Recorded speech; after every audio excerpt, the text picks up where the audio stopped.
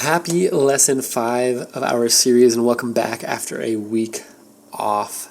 And welcome back to my office, where I have less fanny packs, but I do have my beauty light. This week we are taking a look at the book of, yep, you guessed it, Luke.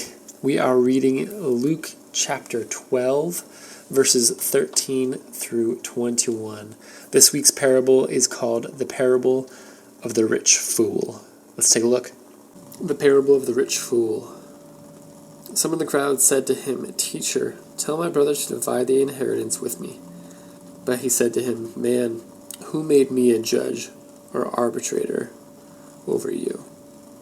And he said to them, "Take care and be on guard against all covetousness, for one's life does not consist in the abundance of his possessions."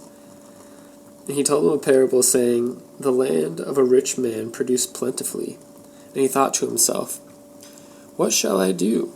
For I have nowhere to store up my crops.' And he said, 'I will do this. I will tear down my barns and build larger ones. And there I will store all my grain and my goods. I will say to my soul, Soul, you have ample goods laid up for many years. Relax, eat, drink, be merry.' But God said to him, 'Fool, this night your soul is required of you. The things you have prepared, whose will they be? So is the one who lays up treasure for himself and is not rich toward God.'"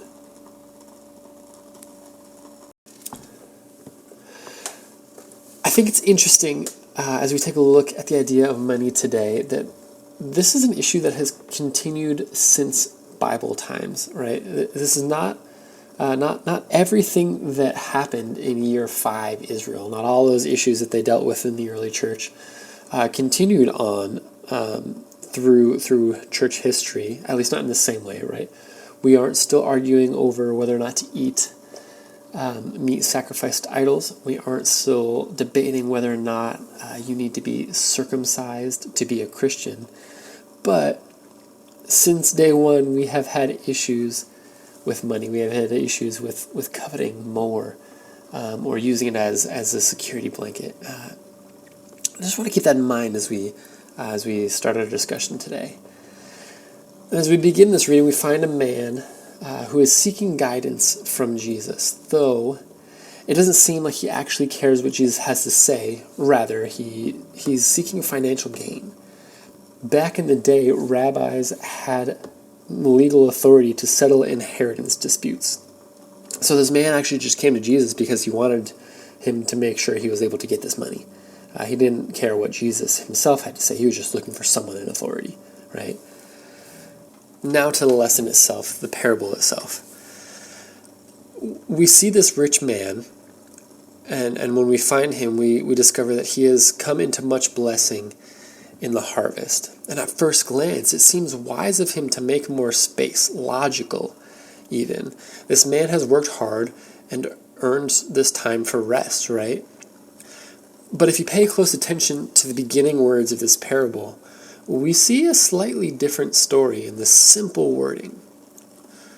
As the parable opens, we see that it's actually only by God's blessing that this abundance has come to the man. It says that the ground of a certain rich man, yielded an abundant harvest. Now, this doesn't mean that the man didn't do anything, but it was the ground that produced the true abundance. Still, this by itself is not a bad thing. Sometimes God sends blessings, and that's a reason to rejoice, right? This man's response, though, is where the issue lies and where our lesson comes from. We see that upon finding this harvest, he decides to tear down his old buildings to make room for more crop to be stored up. He does this thinking that he can take time to rest in the coming year or so.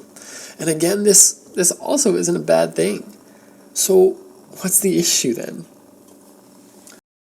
The problem here is actually found in the way this man doesn't respond, right? Not once do we see him thanking God for this blessing or praising him for what he's given him.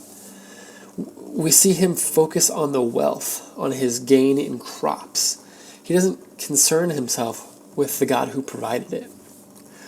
R.C. Sproul said that among the most basic of human sins are the refusal to honor God as God and the refusal to be grateful to him. We are all too quick to take credit for the hard work.